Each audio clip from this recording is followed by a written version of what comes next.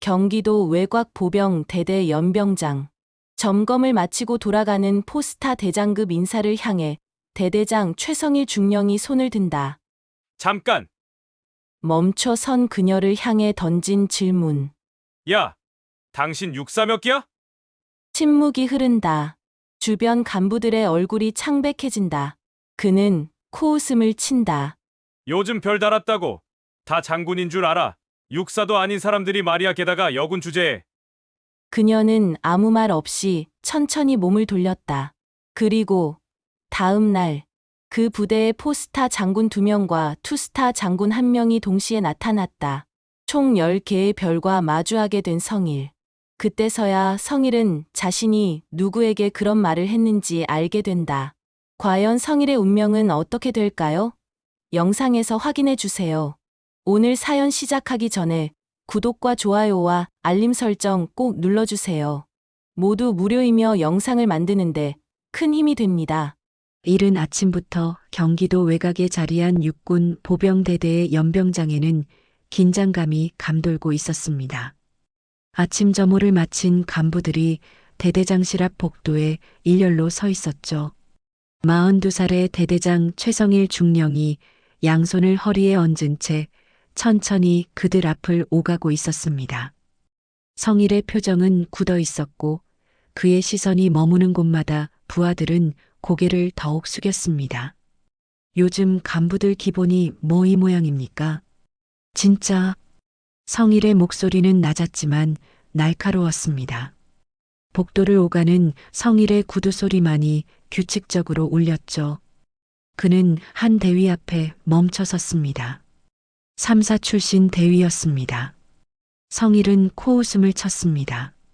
학사장교 출신이 대위를 달았다고 주둥이가 살아나더니만. 기본 자세부터 다시 배워야겠어요. 응? 대위는 입술을 깨물며 고개를 더 숙였습니다. 주변의 다른 간부들도 숨을 죽였죠. 성일은 만족스러운 듯 다시 걸음을 옮겼습니다.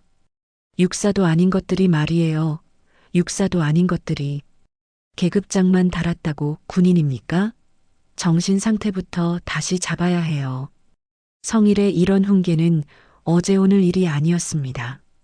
그는 자신이 육군사관학교 출신이라는 사실을 무엇보다 자랑스러워했고 그것이 곧 자신의 권위이자 정체성이었습니다. 부하들을 대할 때면 늘 먼저 묻는 말이 있었죠. 야, 너 육사 몇 기야? 그 질문에 육사 출신이라고 대답하면 태도가 달라졌고 학사장교나 3사 출신이라고 하면 눈빛부터 차갑게 변했습니다. 오늘도 마찬가지였죠. 성일은 한 소위 앞에 섰습니다. 너는 어디 출신이더라? 학군단입니다. 대대장님. 소위의 목소리는 떨렸습니다. 성일은 고개를 절레절레 흔들었습니다. 학군이라니. 쯧쯧. 그러니까 기강이 이 모양이지. 알겠어요. 각자 자기 자리 돌아가서 정신 차리고. 다음에 또 이런 식으로 보고하면 각오해야 할 겁니다. 충성. 간부들이 일제히 경례를 올리고 흩어졌습니다. 성일은 대대장실로 돌아가며 흡족한 표정을 지었습니다. 자신이 이 부대의 질서를 바로잡고 있다는 생각이 들었죠. 육사 출신으로서의 자부심과 우월감. 그것이 성일을 지탱하는 힘이었습니다. 바로 그 시각 서울 용산에 위치한 육군 본부 집무실에서는 다른 풍경이 펼쳐지고 있었습니다. 깔끔하게 정돈된 넓은 책상 뒤에 성은의 대장이 앉아 있었죠. 55살의 은혜는 단정한 군복 차림으로 오늘의 일정표를 확인하고 있었습니다. 여군 최초로 육군 참모총장에 오른 인물. 포스타의 어깨에 달린 별 4개가 아침 햇살을 받아 빛났습니다. 참모총장님, 오늘 방문하실 부대는 경기 외곽의 보병대대입니다. 출발 준비가 완료되었습니다. 부관이 서류를 들고 보고했습니다. 은혜는 고개를 끄덕이며 서류를 받아들었죠. 잠시 내용을 훑어본 은혜가 조용히 입을 열었습니다. 오늘은 예고 없이 가겠습니다. 부관의 눈이 커졌습니다. 일반적으로 참모총 장급 인사가 부대를 방문할 때는 사전에 공지가 이루어졌습니다. 부대에서도 준비할 시간이 필요했죠. 하지만 은혜의 말은 단호했습니다. 참모총장님, 그러시면 대대장에게도 알리지 않으신다는 말씀이십니까? 부관이 조심스럽게 물었습니다. 은혜는 서류를 내려놓으며 짧게 대답했습니다. 그래야 진짜가 보입니다. 은혜의 목소리는 차분했지만 그 안에는 확고한 의지가 담겨 있었습니다. 오랜 군 생활을 하며 은혜는 알고 있었죠. 준비된 모습만으로는 부대의 실상을 파악할 수 없다는 것을. 일상 속의 진짜 모습, 그것이 그 부대의 진정한 수준이었습니다. 알겠습니다. 그럼 수행 인원은 최소로 하겠습니다. 아니요. 저 혼자 갑니다. 참모총장님, 부관이 놀라 외쳤습니다. 하지만 은혜는 이미 자리에서 일어나고 있었습니다. 걱정 마세요. 제가 군복을 처음 입은 게 아닙니다. 차만 준비해 주세요. 은혜는 집무실을 나서며 복도 창밖을 바라봤습니다. 아침 햇살이 따스했지만 은혜의 마음 한편에는 묘한 예감이 자리 잡고 있었습니다. 오늘 무언가 중요한 일이 일어날 것 같은 느낌. 그것이 좋은 일인지 나쁜 일인지는 아직 알 수 없었지만 은혜는 언제나처럼 침착하게 준비했습니다. 경기도 외곽부대의 대대장실에서 성일은 여유롭게 커피를 마시고 있었고 서울에서는 은혜가 조용히 차에 올랐습니다. 두 사람은 아직 서로를 몰랐지만 운명은 이미 그들을 같은 방향으로 이끌고 있었습니다. 검은색 승용차 한 대가 경기도 외곽의 보병대대 정문 앞에 멈춰 섰습니다. 차에서 내린 은혜는 잠시 부대 정문을 바라봤죠. 오랜만에 느껴보는 일선 부대의 공기였습니다. 은혜는 천천히 정문을 향해 걸었습니다. 누구십니까? 초병이 총을 든 채 다가왔습니다. 은혜의 어깨에 달린 별 4개를 본 초병의 얼굴이 하얗게 질렸죠. 대장 계급장이었습니다.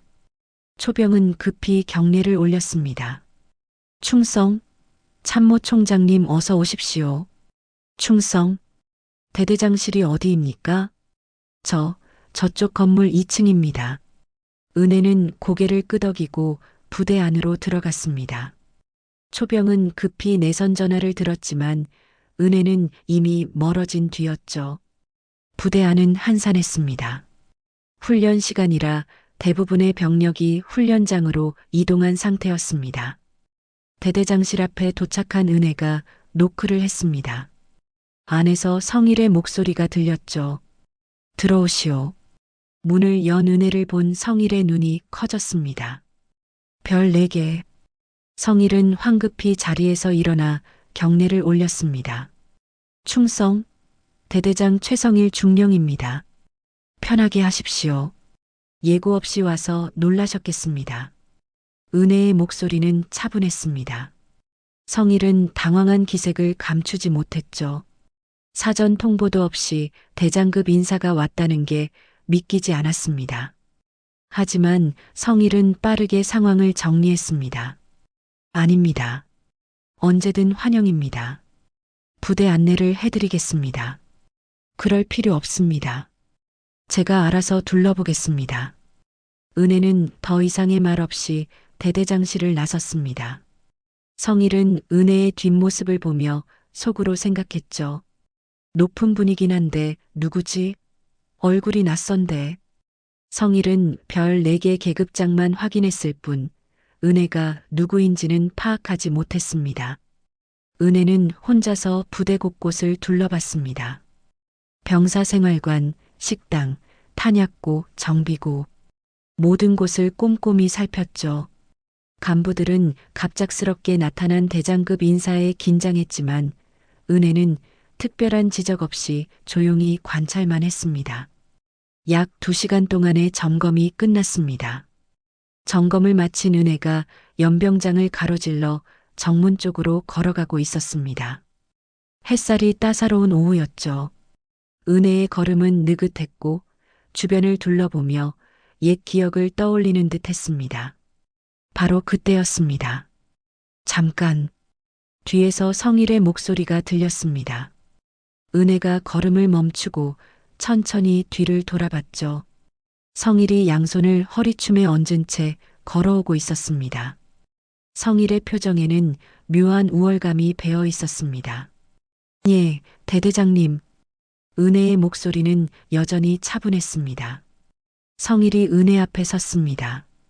그리고 물었죠. 야, 당신. 육사 몇 기야? 순간 연병장의 공기가 얼어붙는 듯 했습니다. 마침 지나가던 몇몇 간부들이 그 장면을 목격했죠. 그들의 얼굴이 창백해졌습니다. 대장급 인사에게 야, 당신이라니. 믿을 수 없는 광경이었습니다. 은혜는 아무 말 없이 성일을 바라봤습니다. 은혜의 눈빛은 고요했지만 그 안에는 형언할 수 없는 깊이가 있었죠. 성일은 은혜의 침묵을 다르게 해석했습니다. 대답을 못한다는 건 육사 출신이 아니라는 뜻이라고 생각한 겁니다. 성일이 코웃음을 쳤습니다. 요즘 별 달았다고 다 장군인 줄 알아. 육사도 아닌 사람들이 말이야. 게다가 여군 주제에. 주변의 간부들은 숨소리조차 내지 못했습니다. 어떤 이는 눈을 질끈 감았고 어떤 이는 고개를 떨구었죠. 이 상황이 얼마나 심각한지 그들은 알고 있었습니다. 하지만 성일은 전혀 눈치채지 못했습니다. 은혜는 여전히 말이 없었습니다. 그저 성일을 조용히 바라볼 뿐이었죠. 그 시선은 차갑지도 뜨겁지도 않았습니다. 다만 깊고 고요했습니다. 마치 모든 것을 이해하고 있다는 듯한 눈빛이었습니다. 잠시의 침묵 후 은혜는 천천히 몸을 돌렸습니다. 그리고 다시 정문을 향해 걸어갔죠. 성일은 은혜의 뒷모습을 보며 흡족한 표정을 지었습니다. 또 한 명 제대로 가르쳤군. 성일은 속으로 생각하며 혼자 웃었습니다. 자신이 군의 기강을 바로잡았다고 믿었죠. 은혜가 부대 정문을 나서자 검은색 승용차가 기다리고 있었습니다. 운전석에서 내린 부관이 차 문을 열어주었죠. 부관의 얼굴은 분노로 일그러져 있었습니다. 부관은 멀리서 그 장면을 목격했던 겁니다. 참모 총장님. 부관의 목소리는 떨렸습니다. 분노와 충격, 믿을 수 없다는 감정이 뒤섞여 있었죠. 부관은 당장이라도 달려가서 성일에게 진실을 알려주고 싶었습니다. 하지만 은혜는 조용히 차에 올라탔습니다. 차 안에 앉은 은혜는 잠시 창밖을 바라봤습니다. 부대 건물들이 눈에 들어왔죠. 은혜의 표정은 여전히 잔잔했습니다. 분노하지도 당황하지도 않았습니다. 다만 깊이 생각에 잠긴 듯 했죠. 부관이 운전석에 올라탔습니다. 시동을 걸기 전 부관이 조심스럽게 물었습니다. 참모 총장님, 어떻게 하시겠습니까? 은혜는 창밖을 보던 시선을 거두고 조용히 말했습니다. 내일 다시 옵니다. 은혜의 목소리는 낮았지만 단호했습니다. 부관은 더 이상 묻지 않았죠. 차가 출발했고 부대는 점점 멀어졌습니다.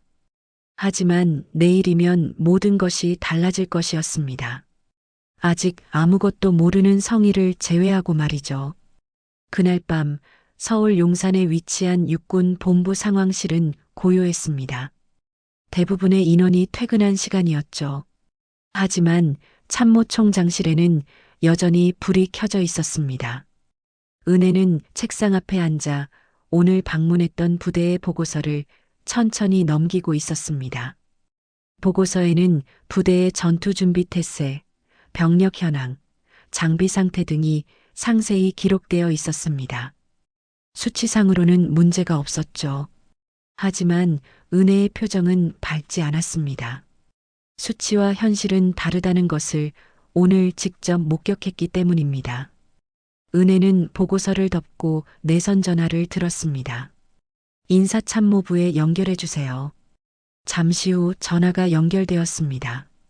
밤늦은 시간이었지만 당직 장교가 대기하고 있었죠. 참모총장님, 인사참모부 당직 장교입니다. 오늘 제가 방문한 부대의 대대장 인사 기록을 가져와 주십시오. 충성, 즉시 준비하겠습니다. 10분 후 당직 장교가 서류 봉투를 들고 참모총장실에 들어왔습니다. 은혜는 서류를 받아 천천히 펼쳤죠. 첫 장에 이름이 보였습니다. 육사 출신 중령 최성일. 은혜는 서류를 한 장 한 장 넘기며 읽어 내려갔습니다. 육군사관학교 졸업, 우수한 성적, 빠른 진급. 표면적으로는 모범적인 장교였습니다. 하지만 은혜는 알고 있었죠. 겉으로 드러나지 않는 문제가 있다는 것을. 은혜는 서류를 덮고 휴대전화를 들었습니다. 첫 번째로 누른 번호는 남편 김정모 합참의장이었습니다. 몇 번의 신호음 후 정모의 차분한 목소리가 들렸죠. 여보, 아직 일하고 있어? 네. 당신은요? 나도 막 퇴근하려던 참이요. 무슨 일이요? 은혜는 잠시 침묵했습니다. 그리고 조용히 말했죠. 여보, 내일 시간 비워줘요. 정모의 목소리가 약간 굳어졌습니다. 은혜가 이런 식으로 부탁하는 건 심상치 않은 일이 있을 때뿐이었습니다. 무슨 일입니까? 군대가 왜 무너지는지 보여주려고요. 전화 너머로 정모가 숨을 들이마시는 소리가 들렸습니다. 정모는 더 이상 묻지 않았죠. 알았소. 시간과 장소만 알려주시오. 내일 아침 9시. 경기 외곽 보병 대대입니다. 그곳에서 뵙겠소. 전화를 끄는 은혜는 잠시 생각에 잠겼습니다. 그리고 다시 전화를 들었죠. 이번에는 남동생 성윤철 소장에게 걸었습니다. 윤철은 현재 육군 훈련소장이었습니다. 투스타 소장이죠. 누나, 이 시간에 무슨 일이세요? 윤철의 목소리는 밝았지만 약간 걱정스러운 기색이 섞여 있었습니다. 윤철아, 내일 시간 있니? 누나가 부르면 무조건 있죠. 무슨 일인데요? 경기 외곽 보병대대에 같이 가죠. 아침 9시. 윤철은 즉시 알아들었습니다. 누나의 목소리 톤에서 심상치 않은 일이 있다는 걸 감지한 겁니다. 알겠습니다, 누나. 매형도 가시나요? 응. 우리 셋이서 가는 거야. 무슨 일이 있었습니까? 내일 직접 보면 알게 될 거야. 전화를 끄는 은혜는 다시 한번 숨을 깊이 들이마셨습니다. 이제 아이들에게도 알려야 했죠. 은혜는 첫째 딸 김수빈에게 전화를 걸었습니다. 24살의 수빈은 민간대학교 군사학과를 졸업한 후 소위로 임관했습니다. 어머니, 안녕하세요. 수빈의 목소리는 조심스러웠습니다. 군대에서 전화를 받는 것이라 주변을 의식하는 듯 했죠. 수빈아, 지금 통화 괜찮니? 네, 괜찮습니다. 생활관에 있어요. 수빈은 어머니가 참모총장이고 아버지가 합참의장이라는 사실을 숨기고 복무 중이었습니다. 군 내부에서도 수빈의 집안 배경을 아는 사람은 많지 않았죠. 수빈은 그저 평범한 소위로 지내고 싶어 했습니다. 내일 엄마 아빠가 중요한 일이 있어서 부대 방문을 해. 혹시 너희 부대는 아닐 거야. 하지만 엄마가 하는 일이 어떤 건지 알려주고 싶어서 전화했어. 어머니, 무슨 일 있으세요? 아니야. 괜찮아. 그냥 엄마가 군인으로서 해야 할 일을 하는 거란다. 알겠습니다, 어머니. 조심하세요. 은혜는 수빈과의 통화를 끝내고 마지막으로 둘째 아들 김우진에게 전화를 걸었습니다. 20살의 우진은 육군사관학교 1학년 생도였습니다. 부모를 존경해 육사에 진학했죠. 우진은 집안의 명성을 잘 알고 있었지만 누나 수빈처럼 육사 내에서 굳이 집안 배경을 밝히고 다니지는 않았습니다. 어머니, 우진의 목소리는 힘차고 밝았습니다. 우진아, 공부는 잘 되니? 네, 열심히 하고 있습니다. 그래, 내일 엄마가 중요한 일이 있어. 우진이 나중에 장교가 되면 절대로 잊지 말아야 할 게 있어. 무엇입니까, 어머니? 계급장은 책임이지 권력이 아니야. 절대 그걸 잊으면 안 돼. 전화 너머로 우진이 진지하게 대답하는 소리가 들렸습니다. 명심하겠습니다, 어머니. 모든 전화를 마친 은혜는 창밖을 바라봤습니다. 서울의 야경이 반짝이고 있었죠. 내일이면 모든 것이 밝혀질 것입니다. 성일이 어떤 표정을 지을지 은혜는 이미 상상할 수 있었습니다. 하지만 이건 한 사람을 혼내기 위한 일이 아니었습니다. 군의 기강을 바로잡기 위한 일이었죠. 은혜는 천천히 자리에서 일어나 불을 껐습니다. 긴긴 하루가 끝나고 더 긴 내일이 기다리고 있었습니다. 다음 날 아침 경기도 외곽의 보병대대는 여느 때와 다름없이 하루를 시작했습니다. 아침 점호가 끝나고 병사들은 각자의 임무지로 향했죠. 성일은 대대장실에 앉아 오늘의 일정을 확인하고 있었습니다. 평범한 하루가 될 것이라고 생각했습니다. 오전 9시가 조금 지났을 때였습니다.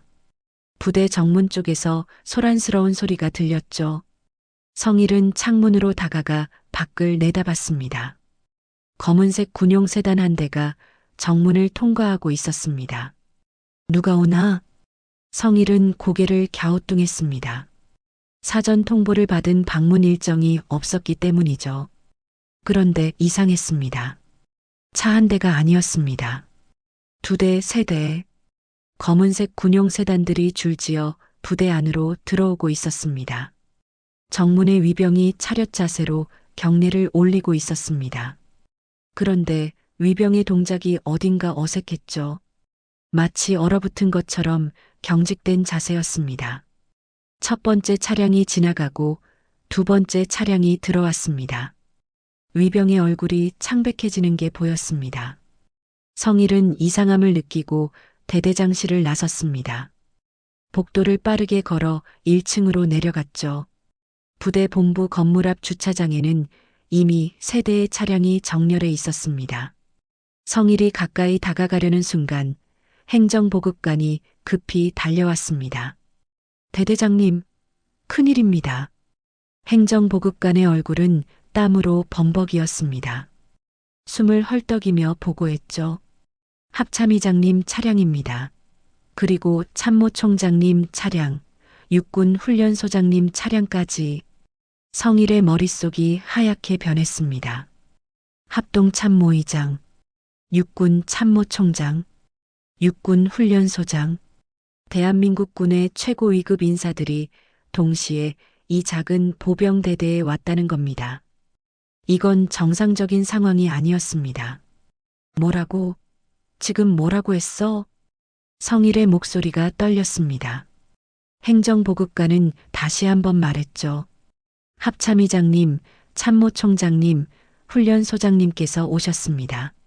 부대 전체가 순식간에 뒤집혔습니다. 간부들이 급히 뛰어다니기 시작했죠. 병사들은 무슨 일인지 모른 채 우왕좌왕했습니다. 성일은 황급히 군복을 다시 여미고 정문 쪽으로 달려갔습니다. 차량에서 사람들이 내리고 있었습니다. 먼저 내린 건 포스타였습니다. 별 4개. 그 뒤로 또 다른 포스타가 내렸죠. 역시 별 4개. 그리고 투스타. 별 2개. 성일은 숨이 막혔습니다. 전 장병 연병장 집 앞.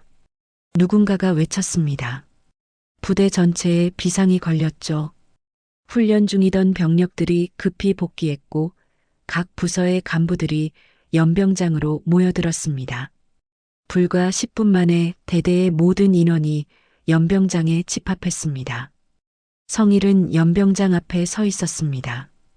땀이 등을 타고 흘러내렸죠. 옆에 선 간부들도 마찬가지였습니다. 모두들 긴장한 표정으로 서 있었습니다. 무슨 일이 일어날지 아무도 알 수 없었습니다. 연병장은 고요했습니다. 수백 명의 장병이 모여 있었지만 숨소리조차 들리지 않았죠. 모두가 정문 쪽을 바라보고 있었습니다. 저 멀리서 누군가 걸어오고 있었습니다. 포스타 군복을 입은 인물이었습니다. 아침 햇살을 받으며 천천히 연병장으로 들어오고 있었죠. 걸음걸이는 느긋했지만 그 안에는 확고한 기운이 담겨 있었습니다. 가까워질수록 얼굴이 선명해졌습니다. 성일의 눈이 커졌습니다. 어제 그 사람이었습니다. 자신이 연병장에서 마주쳤던 자신이 야, 당신, 육사 몇 기야?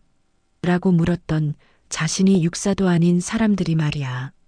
게다가 여군 주제라고 했던 바로 그 사람이었습니다. 은혜였습니다. 은혜는 연병장 중앙으로 걸어 들어왔습니다. 은혜의 뒤로 두 명의 인물이 더 따라왔죠.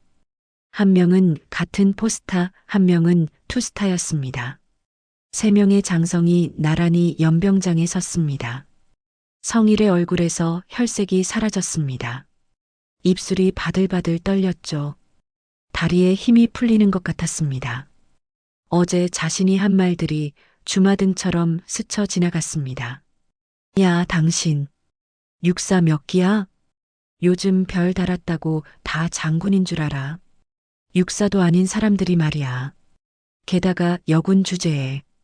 성일의 손이 떨렸습니다.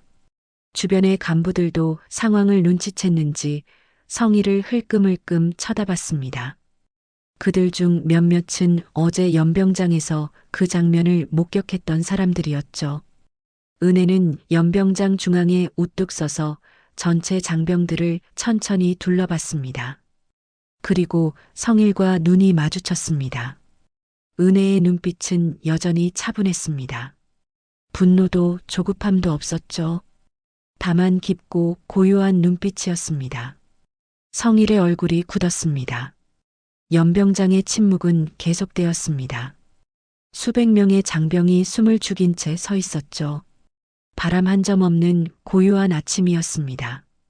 은혜는 천천히 입을 열었습니다. 어제 나에게 물었죠. 육사 몇 기냐고. 은혜의 목소리는 크지 않았지만 연병장 전체에 울려 퍼졌습니다. 마이크도 없이 그저 자연스러운 목소리였지만 모든 사람의 귀에 또렷하게 들렸죠.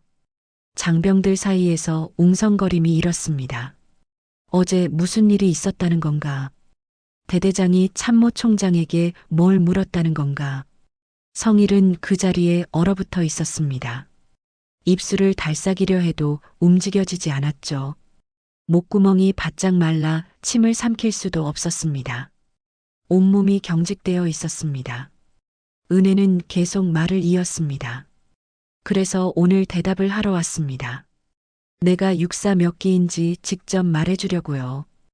은혜는 잠시 말을 멈추고 연병장의 장병들을 둘러봤습니다. 젊은 병사들, 초급 간부들, 그리고 중견 간부들, 모두가 긴장한 표정으로 은혜를 바라보고 있었습니다. 바로 그때 은혜의 옆에 서 있던 또 다른 포스타가 앞으로 한 걸음 나섰습니다. 정모였습니다.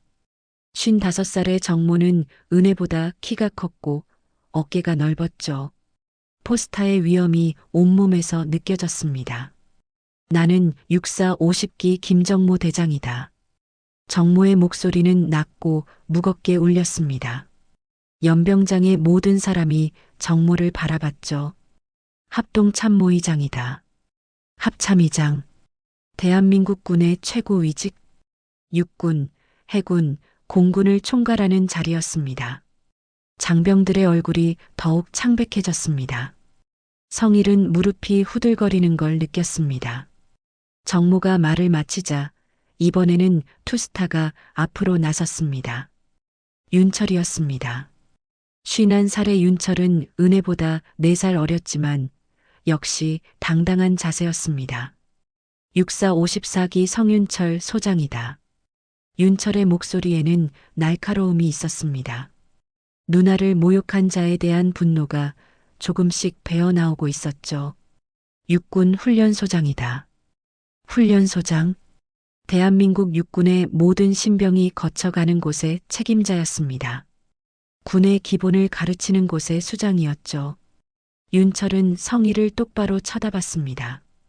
그 시선에는 실망과 분노가 섞여 있었습니다. 이제 은혜의 차례였습니다. 은혜는 한 걸음 앞으로 나서며 천천히 입을 열었습니다. 육사 50기 성은혜. 은혜의 목소리는 여전히 차분했습니다. 하지만 그 안에는 흔들림 없는 확신이 담겨 있었죠. 육군 참모총장이다. 짧은 침묵이 흘렀습니다. 그리고 은혜가 덧붙였습니다. 여군 최초 육군 참모총장이기도 하지. 그 말과 함께 연병장이 술렁였습니다. 어제 성일이 한 말이 떠올랐기 때문입니다. 게다가 여군 주제에 성일이 은혜에게 했던 바로 그 말이었습니다. 성일의 다리에서 완전히 힘이 빠졌습니다. 무릎이 꺾이려는 걸 간신히 버텼죠. 눈앞이 아찔했습니다. 포스타 2명과 투스타 1명. 총 10개의 별이었습니다. 텐스타가 자신의 앞에 서 있었습니다. 더 충격적인 건 따로 있었습니다. 은혜와 정모가 같은 육사 50기였습니다. 동기였던 겁니다. 그리고 성이 달랐죠. 은혜는 성씨가 성이고 정모는 성씨가 김이었습니다. 하지만 윤철의 성은 성이었습니다. 은혜와 같은 성씨였죠. 주변의 간부들 중 눈치 빠른 사람들은 이미 상황을 파악했습니다. 참모총장 성은혜 대장과 훈련소장 성윤철 소장은 남매였습니다. 그리고 참모총장과 합참의장은 부부였습니다. 육사동기 부부. 이건 군 역사에서도 전례가 없는 일이었습니다. 성일의 머릿속이 복잡해졌습니다. 어제 자신이 한 말들이 하나하나 떠올랐죠. 야, 당신. 육사 몇 기야? 참모총장에게 반말을 한 겁니다. 게다가 야, 당신이라고 했습니다. 요즘 별 달았다고 다 장군인 줄 알아. 참모총장을 무시한 겁니다. 육사도 아닌 사람들이 말이야. 육사 50기 참모총장에게 육사 출신이 아니라고 한 겁니다. 게다가 여군 주제에 여군 최초 참모총장에게 여군을 비하한 겁니다. 성일은 자신이 저지른 일의 무게를 이제야 깨달았습니다. 이건 단순히 실수가 아니었습니다. 대한민국 육군의 정점에 있는 사람을, 자신의 최고 상관을 모욕한 겁니다. 은혜는 성일을 바라봤습니다. 은혜의 눈빛은 여전히 차분했지만 그 안에는 깊은 실망이 담겨 있었습니다. 분노가 아니었습니다. 실망이었죠. 이런 사람이 대대장으로 부대를 이끌고 있다는 사실에 대한 실망이었습니다. 최성일 중령. 은혜가 성일의 이름을 불렀습니다. 성일은 반사적으로 차렷 자세를 취하려 했지만 다리가 떨려 제대로 서지 못했습니다. 간신히 자세를 바로잡았죠. 예, 참모총장님. 성일의 목소리는 갈라져 있었습니다. 두려움과 수치심이 뒤섞여 있었죠. 은혜는 잠시 말없이 성일을 바라봤습니다. 그리고 천천히 말했습니다. 어제 당신이 나에게 한 질문에 대답했습니다. 나는 육사 50기 성은혜입니다. 이제 당신 차례입니다. 은혜가 물었습니다. 당신은 육사 몇 기입니까? 성일의 입술이 떨렸습니다. 대답을 해야 했지만 목소리가 나오지 않았죠. 온몸이 식은땀으로 젖어 있었습니다. 육사 62기. 최성일. 중령입니다. 겨우 목소리를 짜냈습니다. 은혜는 고개를 끄덕였습니다. 육사 62기. 나보다 12기 후배네요. 그 말에 연병장의 공기가 더욱 무거워졌습니다. 12기 후배가 선배에게, 그것도 참모총장에게 반말을 했습니다. 육사의 선후배 문화는 절대적이었습니다. 한 기수만 차이 나도 엄격한 위계가 존재했죠.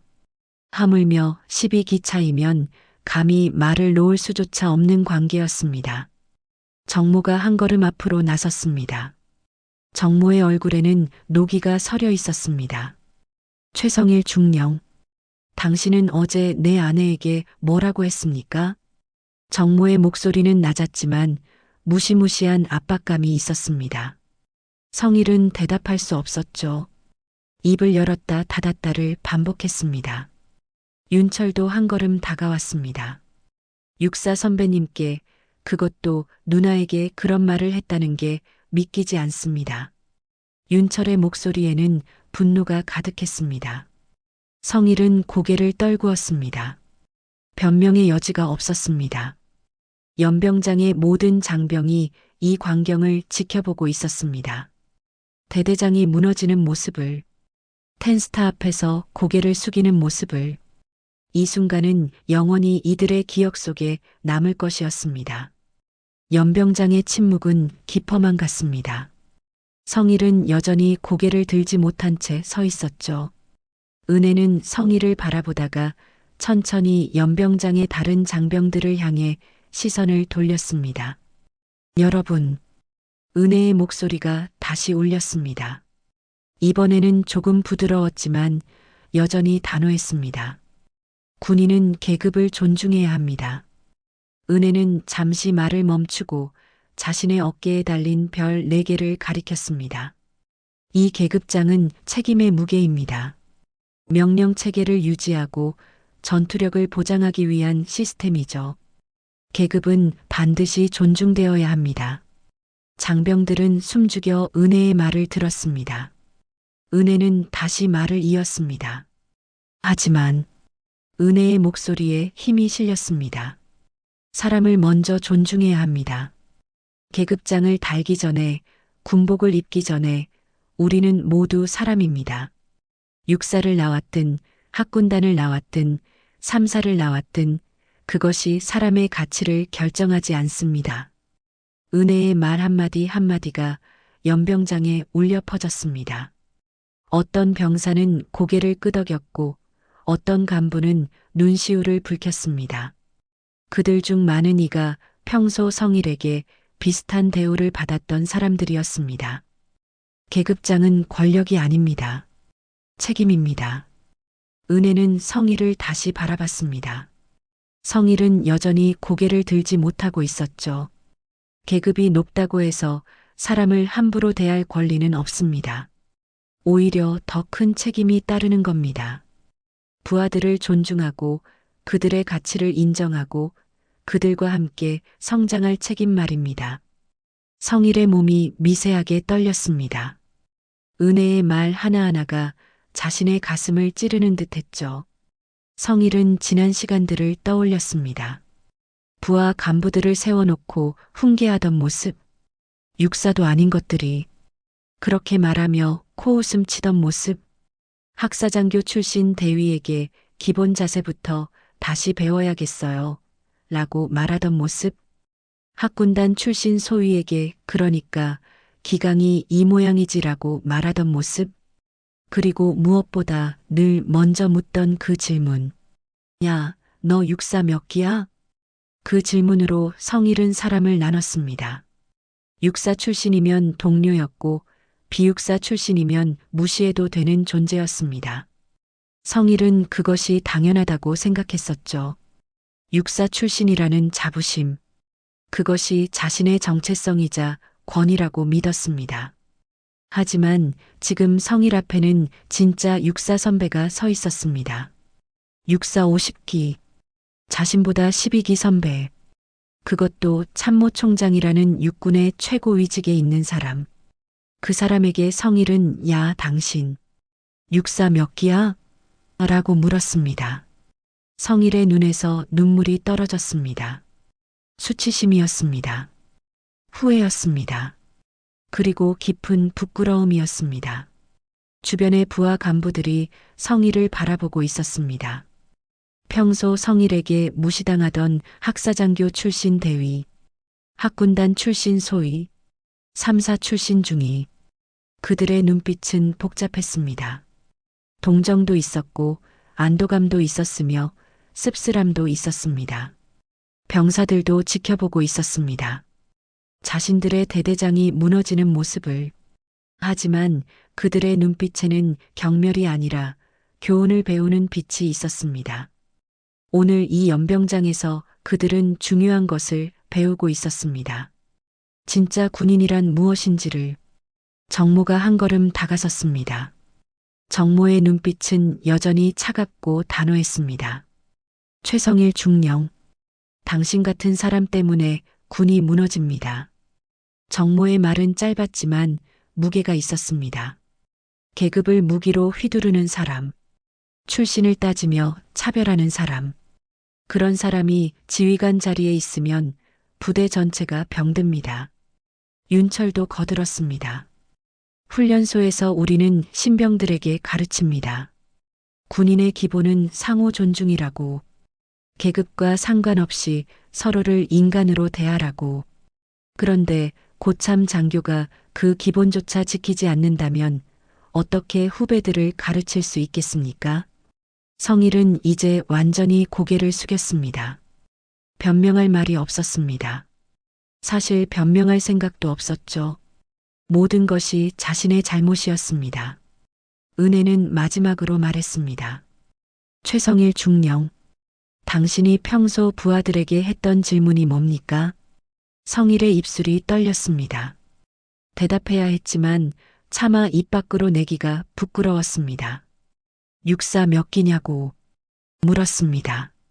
성일의 목소리는 떨리고 있었습니다. 은혜는 고개를 끄덕였습니다. 그 질문으로 당신은 사람을 나눴습니다. 육사냐 아니냐로, 선배냐 후배냐로. 하지만 진짜 중요한 건 그게 아닙니다. 그 사람이 얼마나 성실한지, 얼마나 책임감 있는지, 얼마나 동료를 존중하는지, 그것이 진짜 군인의 가치입니다. 연병장은 다시 침묵에 빠졌습니다. 은혜의 말은 모든 사람의 가슴에 새겨지고 있었습니다. 성일은 지난 세월을 떠올렸습니다. 육사를 졸업하고 부임한 첫 부대에서부터 지금까지 늘 입에 달고 살았던 그 말. 야, 너 육사 몇 기야? 그 질문으로 성일은 수많은 부하를 무시했습니다. 상처 주었습니다. 그리고 자신은 그것이 당연한 권리라고 생각했었습니다.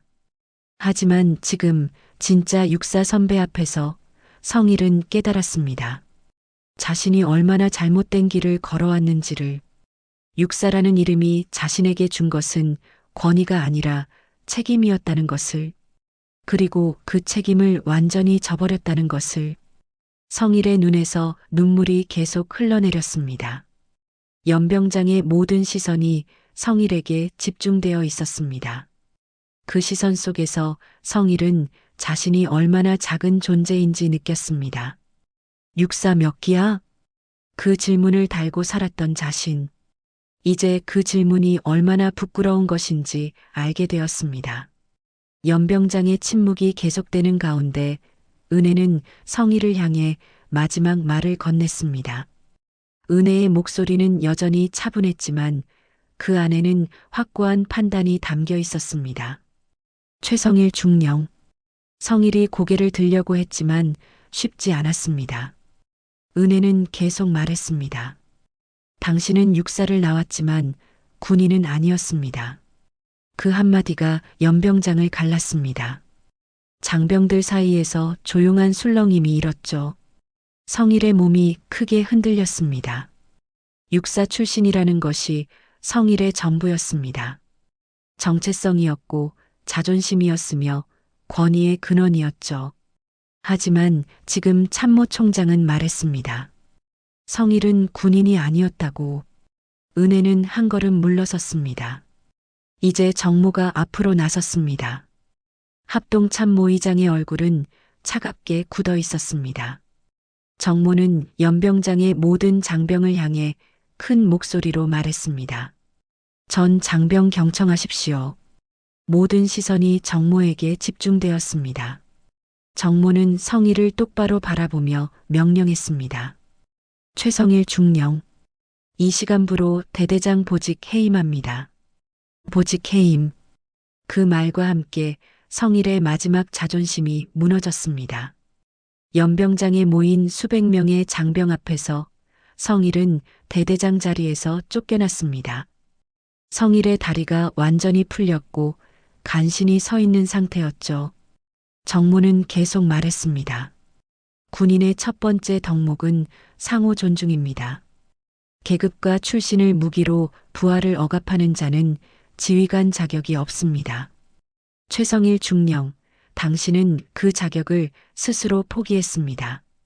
성윤철 소장도 한 걸음 더 다가섰습니다. 윤철의 눈빛은 차가웠습니다.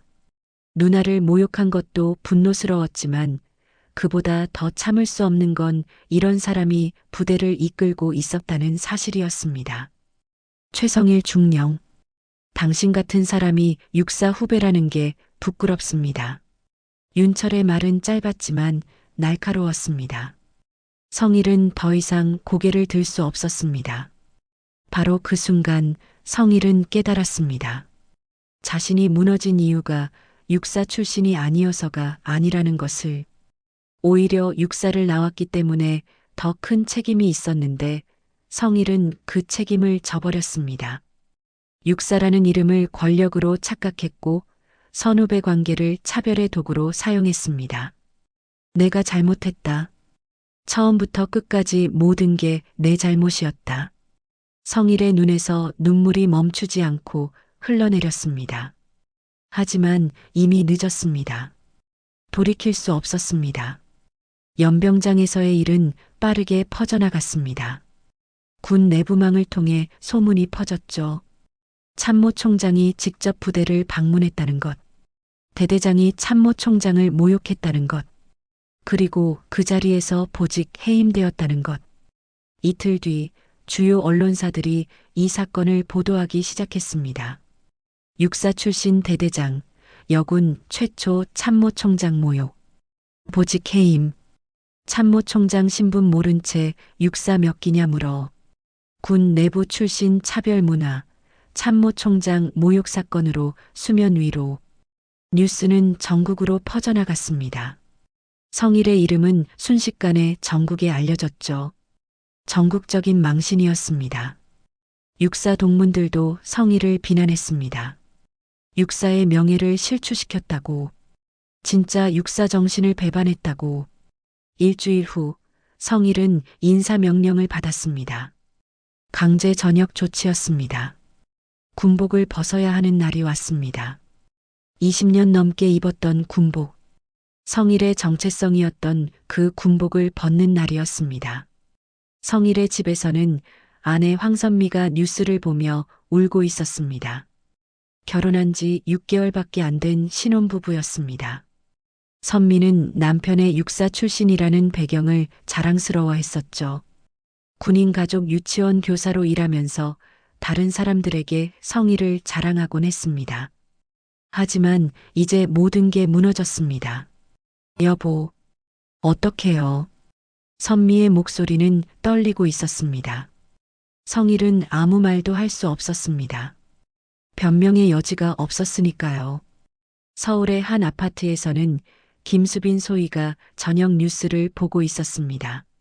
휴가를 나온 수빈은 거실 소파에 앉아 화면을 응시했죠. 어머니 은혜의 모습이 화면에 나왔습니다. 연병장에서 장병들 앞에서 말하는 모습이었습니다. 어머니, 수빈은 작은 목소리로 중얼거렸습니다. 어머니가 군인으로서 해야 할 일을 했다는 것을 알았습니다. 하지만 동시에 마음 한편이 무거웠죠.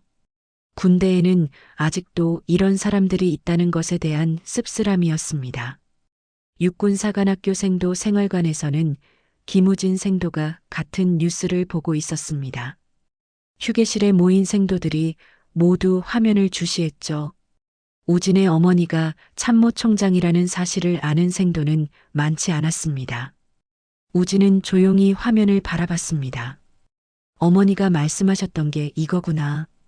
며칠 전 전화통화에서 어머니가 했던 말이 떠올랐습니다. 계급장은 책임이지 권력이 아니야. 우진은 그 말의 의미를 이제 완전히 이해했습니다. 생도들 사이에서 수군거리는 소리가 들렸습니다. 저 대대장, 완전히 인생 끝났네. 육사 나왔으면 더 잘해야지. 쪽팔리게. 우리도 나중에 저러면 안 되는데. 우진은 속으로 다짐했습니다. 절대로 계급을 권력으로 착각하지 않겠다고.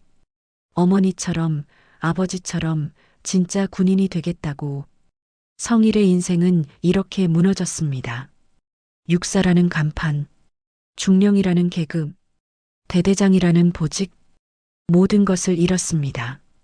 하지만 가장 큰 것을 잃은 건 따로 있었습니다. 바로 스스로에 대한 존중이었습니다. 성일의 집은 조용했습니다. 거실 소파에 나란히 앉아있던 성일과 선미는 한동안 말이 없었죠. 텔레비전은 꺼져 있었지만 방금 전까지 보았던 뉴스 화면이 머릿속에 생생했습니다. 선미는 손을 꼭 쥐었다 폈다를 반복했습니다. 결혼한 지 겨우 6개월. 늦은 나이에 어렵게 시작한 결혼이었습니다. 두 사람 모두 40을 넘긴 나이에 만나 사랑에 빠졌고 서로가 마지막 인연이라고 믿었죠. 아직 자녀는 없었습니다. 각자의 일에 집중하느라 자녀 계획은 미뤄두고 있었습니다. 선미는 남편을 바라봤습니다. 성일은 고개를 숙인 채 두 손으로 얼굴을 감싸고 있었습니다. 어깨가 미세하게 떨리고 있었죠. 선미는 긴 고민 끝에 입을 열었습니다. 여보. 성일이 고개를 들지 않았습니다. 선미는 계속 말했습니다. 우리 다시 처음부터 해봐요. 성일의 손이 멈췄습니다. 선미는 남편의 손을 잡았습니다. 이혼은 하지 말아요. 당신 혼자 짊어질 일이 아니에요. 우리 함께 이겨내요. 성일은 천천히 고개를 들었습니다. 눈가가 붉게 부어 있었죠. 성일은 아내를 바라봤습니다. 믿을 수 없다는 표정이었습니다. 선미 씨, 나 때문에 당신까지. 아니에요. 우리는 부부예요. 함께 넘어지고 함께 일어나는 거예요. 성일은 더 이상 참지 못하고 눈물을 흘렸습니다. 선미가 남편을 껴안았습니다. 고마워요.